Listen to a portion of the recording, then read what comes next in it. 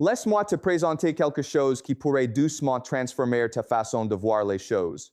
Avant de commencer, permets-moi de te poser une question. T'est-il déjà arrivé de penser à quelqu'un alors que tu étais convaincu d'en avoir fini avec lui ou elle?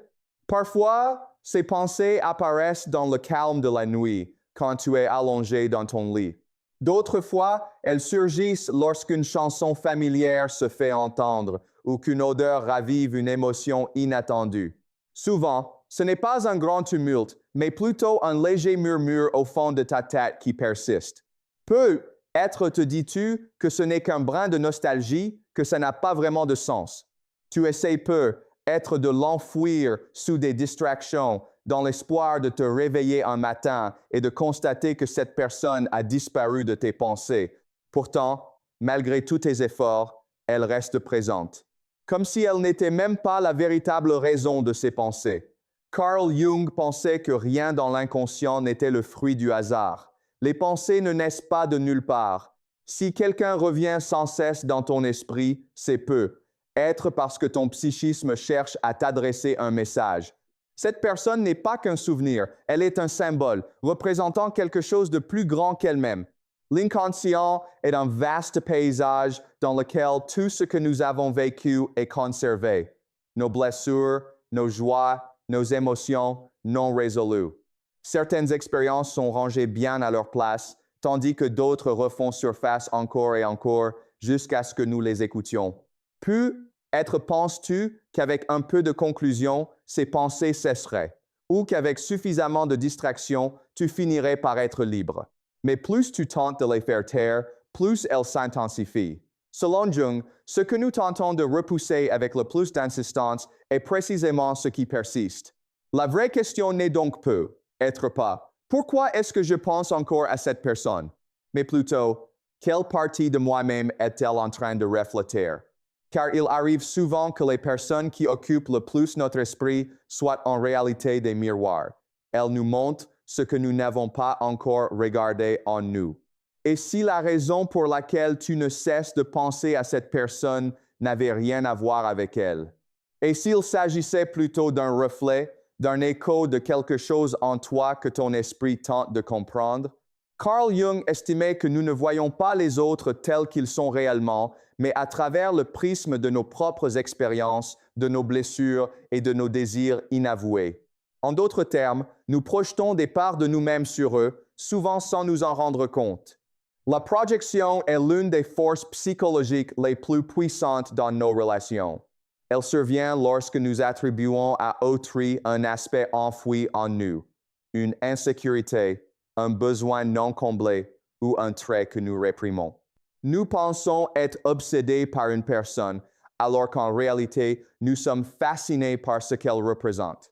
Peut-être as-tu déjà admiré quelqu'un au point de te sentir irrésistiblement attiré sans pouvoir l'expliquer. Il se peut que cette personne incarne quelque chose que tu as renié en toi, une assurance, une liberté, une façon d'être que tu n'oses pas pleinement vivre. Ton esprit se focalise alors sur elle, non pas parce qu'elle détient la solution, mais parce qu'elle reflète ce qui te manque. L'inverse est aussi vrai.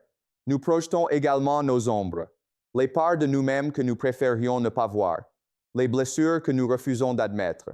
C'est pourquoi certaines personnes qui nous ont fait souffrir restent longtemps dans nos pensées. Nous repassons leurs mots, nous revivons la douleur, cherchant à comprendre. Mais selon Jung, notre fixation ne porte pas sur la personne elle-même, mais sur la partie de nous qui a été touchée. Tant que nous ne comprenons pas cette blessure, l'esprit continue d'y revenir. Demande-toi alors, que représente cette personne pour moi? Quelles émotions éveille-t-elle? Quelle partie de moi reflète-t-elle? Il se pourrait que tes pensées ne disparaissent pas tant que tu continues à regarder à l'extérieur au lieu de regarder en toi. Cette personne est comme un miroir, et ce reflet essaie de te montrer quelque chose d'important. Ces pensées peuvent aussi être liées à des schémas plus profonds que Jung appelait des archétypes. Ce sont des structures universelles qui influencent nos relations. Certaines personnes laissent une empreinte forte parce qu'elles activent ces schémas inconscients. Parmi les archétypes les plus puissants, il y a l'anima et l'animus. Si quelqu'un revient sans cesse dans ton esprit, c'est peut-être parce qu'il ou elle a éveillé cette dimension en toi. Mais il existe aussi un mécanisme encore plus puissant, la blessure non guérie. Nous portons des peurs silencieuses, peur de l'abandon, du rejet, du manque de reconnaissance. Lorsqu'une personne touche cette blessure, notre esprit s'y accroche. Ce n'est pas la personne en elle-même qui nous retient, mais l'émotion non résolue. Tant que la blessure n'est pas comprise, elle continue de se manifester. C'est pourquoi certaines pensées deviennent obsédantes. Elles ne sont pas là par hasard, mais parce qu'une part de toi cherche à guérir. Et puis, il y a l'ombre, ce que Jung appelait la part cachée de notre personnalité. Elle regroupe tout ce que nous avons rejeté ou ignoré. Cette ombre influence nos attachements et nos émotions. Certaines personnes nous marquent profondément parce qu'elles nous confrontent à cette part de nous-mêmes. Elles réveillent ce que nous avons longtemps laissé dans l'ombre. Peut-être que cette personne incarne une qualité que tu refuses de reconnaître en toi ou qu'elle a réveillé une blessure que tu voulais oublier. Tant que tu n'intègres pas cette part de toi, tu restes prisonnier de ses pensées. La clé, selon Jung, est l'individuation, devenir une version plus consciente et intégrée de soi-même. Il ne s'agit pas d'oublier ou de nier, mais de comprendre. Lâcher prise ne consiste pas à fuir ses pensées, mais à en saisir le sens, à récupérer les parts de toi que tu avais projetées sur l'autre. Peut-être que cette personne a éveillé en toi un besoin d'amour, de reconnaissance ou de liberté. Peut-être qu'elle a mis en lumière une blessure ou une facette de toi que tu n'avais jamais assumée. Le secret n'est pas de chasser ces pensées, mais de les intégrer. Si tu n'arrives pas à cesser de penser à quelqu'un, c'est peut-être parce que tu lui as laissé une part de toi. Et pour avancer, tu dois la récupérer. Alors, au lieu de te demander pourquoi tu penses encore à cette personne, demande-toi plutôt « Qu'est-ce que je dois retrouver en moi ?» Au lieu d'essayer d'oublier, cherche à comprendre. Le jour où tu réaliseras que cette personne n'a jamais détenu la clé de ta paix intérieure, mais que cette clé a toujours été en toi, tout commencera à changer. Tu ne seras plus prisonnier de cette illusion. Tu comprendras que ce que tu cherchais, c'était toi depuis le début. Finalement, tu verras que tes pensées ne tournaient pas réellement autour de cette personne, mais qu'elles te ramenaient à toi-même. Ce qui persiste dans nos esprits est le reflet de ce qui demeure en nous. Et lorsque tu accepteras cette vérité, ce poids commencera à s'alléger. Tu n'as jamais été hanté par cette personne. Tu étais simplement en train d'être appelé à guérir. Maintenant, tu sais ce que tu as à faire. Il est temps de te libérer. Si ce message t'a apporté une nouvelle perspective, n'hésite pas à poursuivre cette exploration et à intégrer ce que tu as appris. Car la prise de conscience n'est que le début, c'est l'action qui transforme réellement. Laisse-moi te présenter quelque chose qui pourrait doucement transformer ta façon de voir les choses. Avant de commencer, permets-moi de te poser une question. T'est-il déjà arrivé de penser à quelqu'un alors que tu étais convaincu d'en avoir fini avec lui ou elle? Parfois, ces pensées apparaissent dans le calme de la nuit, quand tu es allongé dans ton lit. D'autres fois, elles surgissent lorsqu'une chanson familière se fait entendre ou qu'une odeur ravive une émotion inattendue. Souvent, ce n'est pas un grand tumulte, mais plutôt un léger murmure au fond de ta tête qui persiste. Peut-être te dis-tu que ce n'est qu'un brin de nostalgie, que ça n'a pas vraiment de sens.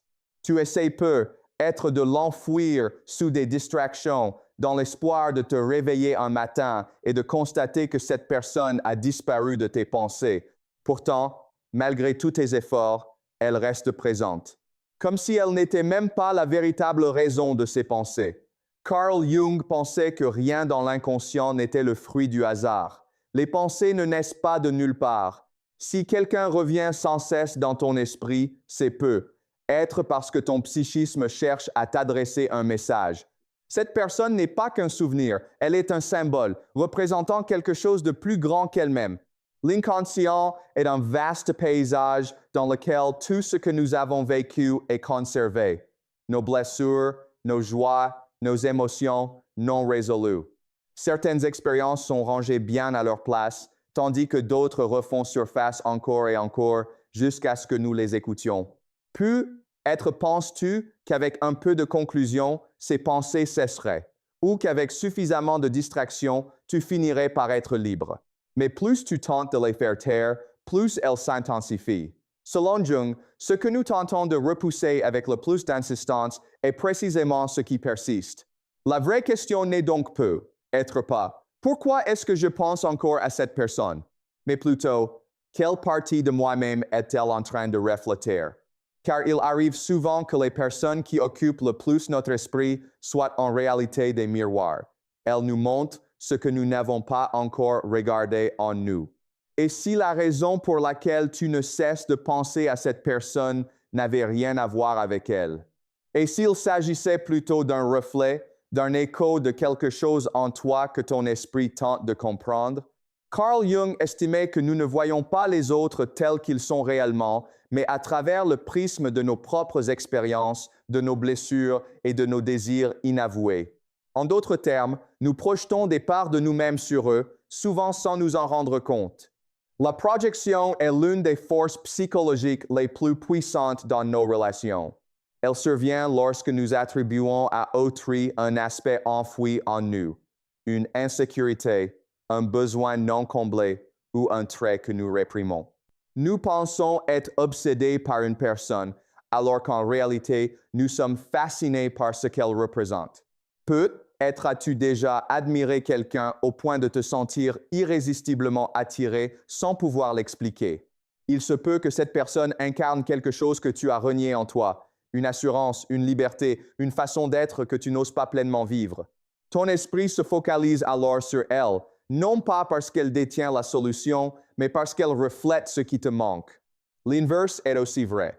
Nous projetons également nos ombres, les parts de nous-mêmes que nous préférions ne pas voir, les blessures que nous refusons d'admettre. C'est pourquoi certaines personnes qui nous ont fait souffrir restent longtemps dans nos pensées. Nous repassons leurs mots, nous revivons la douleur, cherchant à comprendre. Mais selon Jung, notre fixation ne porte pas sur la personne elle-même, mais sur la partie de nous qui a été touchée.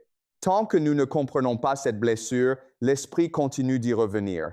Demande-toi alors, que représente cette personne pour moi? Quelles émotions éveille-t-elle? Quelle partie de moi reflète-t-elle? Il se pourrait que tes pensées ne disparaissent pas tant que tu continues à regarder à l'extérieur au lieu de regarder en toi. Cette personne est comme un miroir, et ce reflet essaie de te montrer quelque chose d'important. Ces pensées peuvent aussi être liées à des schémas plus profonds que Jung appelait des archétypes. Ce sont des structures universelles qui influencent nos relations. Certaines personnes laissent une empreinte forte parce qu'elles activent ces schémas inconscients. Parmi les archétypes les plus puissants, il y a l'anima et l'animus. Si quelqu'un revient sans cesse dans ton esprit, c'est peut-être parce qu'il ou elle a éveillé cette dimension en toi. Mais il existe aussi un mécanisme encore plus puissant, la blessure non guérie. Nous portons des peurs silencieuses, peur de l'abandon, du rejet, du manque de reconnaissance. Lorsqu'une personne touche cette blessure, notre esprit s'y accroche.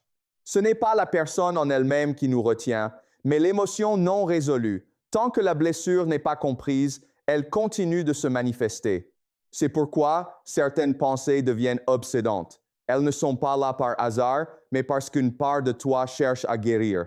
Et puis, il y a l'ombre, ce que Jung appelait la part cachée de notre personnalité. Elle regroupe tout ce que nous avons rejeté ou ignoré. Cette ombre influence nos attachements et nos émotions. Certaines personnes nous marquent profondément parce qu'elles nous confrontent à cette part de nous-mêmes. Elles réveillent ce que nous avons longtemps laissé dans l'ombre. Peut-être que cette personne incarne une qualité que tu refuses de reconnaître en toi ou qu'elle a réveillé une blessure que tu voulais oublier. Tant que tu n'intègres pas cette part de toi, tu restes prisonnier de ses pensées. La clé, selon Jung, est l'individuation, devenir une version plus consciente et intégrée de soi-même. Il ne s'agit pas d'oublier ou de nier, mais de comprendre. Lâcher prise ne consiste pas à fuir ses pensées, mais à en saisir le sens, à récupérer les parts de toi que tu avais projetées sur l'autre. Peut-être que cette personne a éveillé en toi un besoin d'amour, de reconnaissance ou de liberté. Peut-être qu'elle a mis en lumière une blessure ou une facette de toi que tu n'avais jamais assumée. Le secret n'est pas de chasser ces pensées, mais de les intégrer. Si tu n'arrives pas à cesser de penser à quelqu'un, c'est peut-être parce que tu lui as laissé une part de toi. Et pour avancer, tu dois la récupérer. Alors, Au lieu de te demander pourquoi tu penses encore à cette personne, demande-toi plutôt « Qu'est-ce que je dois retrouver en moi ?» Au lieu d'essayer d'oublier, cherche à comprendre. Le jour où tu réaliseras que cette personne n'a jamais détenu la clé de ta paix intérieure, mais que cette clé a toujours été en toi, tout commencera à changer. Tu ne seras plus prisonnier de cette illusion. Tu comprendras que ce que tu cherchais, c'était toi depuis le début. Finalement, tu verras que tes pensées ne tournaient pas réellement autour de cette personne, mais qu'elles te ramenaient à toi-même. Ce qui persiste dans nos esprits est le reflet de ce qui demeure en nous. Et lorsque tu accepteras cette vérité, ce poids commencera à s'alléger. Tu n'as jamais été hanté par cette personne. Tu étais simplement en train d'être appelé à guérir. Maintenant, tu sais ce que tu as à faire. Il est temps de te libérer. Si ce message t'a apporté une nouvelle perspective, n'hésite pas à poursuivre cette exploration et à intégrer ce que tu as appris. Car la prise de conscience n'est que le début, c'est l'action qui transforme réellement. Laisse-moi te présenter quelque chose qui pourrait doucement transformer ta façon de voir les choses. Avant de commencer, permets-moi de te poser une question. T'est-il déjà arrivé de penser à quelqu'un alors que tu étais convaincu d'en avoir fini avec lui ou elle? Parfois, ces pensées apparaissent dans le calme de la nuit, quand tu es allongé dans ton lit. D'autres fois, elles surgissent lorsqu'une chanson familière se fait entendre ou qu'une odeur ravive une émotion inattendue. Souvent, ce n'est pas un grand tumulte, mais plutôt un léger murmure au fond de ta tête qui persiste. Peut-être te dis-tu que ce n'est qu'un brin de nostalgie, que ça n'a pas vraiment de sens. Tu essaies peut-être de l'enfouir sous des distractions, dans l'espoir de te réveiller un matin et de constater que cette personne a disparu de tes pensées. Pourtant, malgré tous tes efforts, elle reste présente. Comme si elle n'était même pas la véritable raison de ses pensées. Carl Jung pensait que rien dans l'inconscient n'était le fruit du hasard. Les pensées ne naissent pas de nulle part. Si quelqu'un revient sans cesse dans ton esprit, c'est peut-être parce que ton psychisme cherche à t'adresser un message. Cette personne n'est pas qu'un souvenir, elle est un symbole, représentant quelque chose de plus grand qu'elle-même. L'inconscient est un vaste paysage dans lequel tout ce que nous avons vécu est conservé. Nos blessures, nos joies, nos émotions non résolues. Certaines expériences sont rangées bien à leur place, tandis que d'autres refont surface encore et encore jusqu'à ce que nous les écoutions. Peut-être penses-tu qu'avec un peu de conclusion, ces pensées cesseraient, ou qu'avec suffisamment de distraction, tu finirais par être libre. Mais plus tu tentes de les faire taire, plus elles s'intensifient. Selon Jung, ce que nous tentons de repousser avec le plus d'insistance est précisément ce qui persiste. La vraie question n'est donc peut-être pas « Pourquoi est-ce que je pense encore à cette personne ?» mais plutôt « Quelle partie de moi-même est-elle en train de refléter ?» Car il arrive souvent que les personnes qui occupent le plus notre esprit soient en réalité des miroirs. Elles nous montrent ce que nous n'avons pas encore regardé en nous.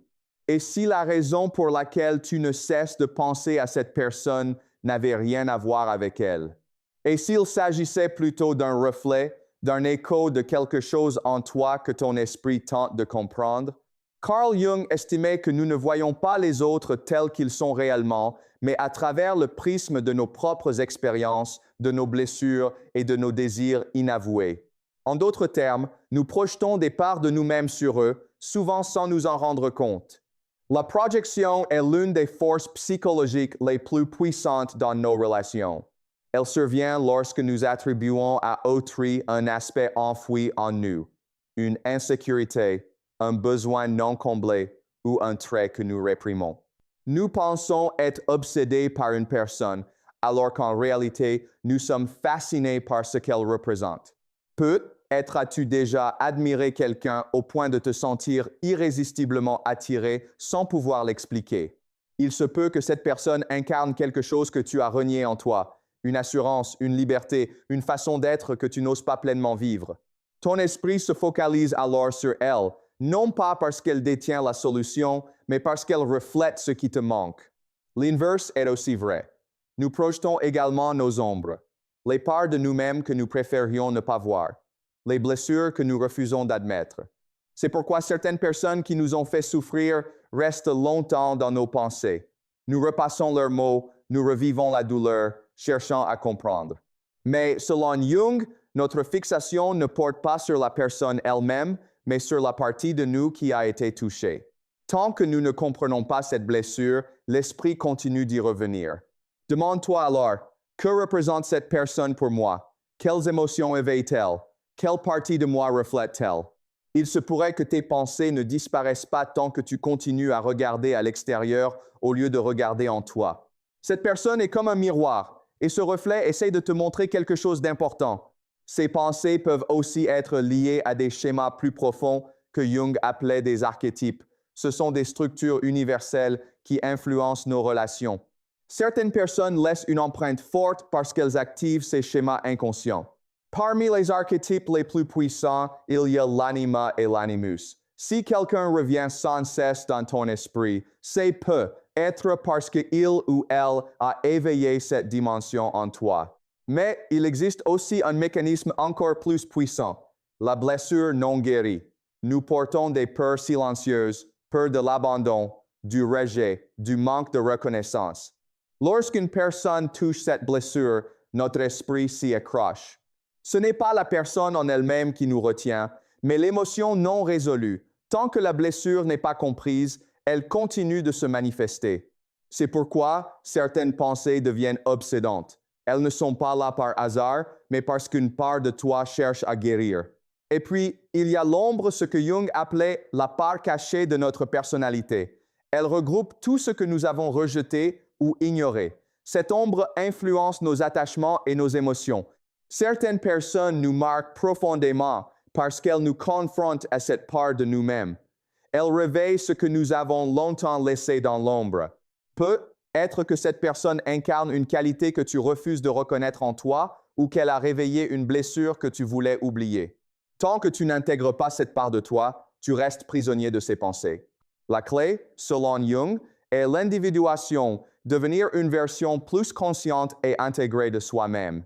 Il ne s'agit pas d'oublier ou de nier, mais de comprendre. Lâcher prise ne consiste pas à fuir ses pensées, mais à en saisir le sens, à récupérer les parts de toi que tu avais projetées sur l'autre. Peut-être que cette personne a éveillé en toi un besoin d'amour, de reconnaissance ou de liberté. Peut-être qu'elle a mis en lumière une blessure ou une facette de toi que tu n'avais jamais assumée. Le secret n'est pas de chasser ces pensées, mais de les intégrer. Si tu n'arrives pas à cesser de penser à quelqu'un, c'est peut-être parce que tu lui as laissé une part de toi. Et pour avancer, tu dois la récupérer.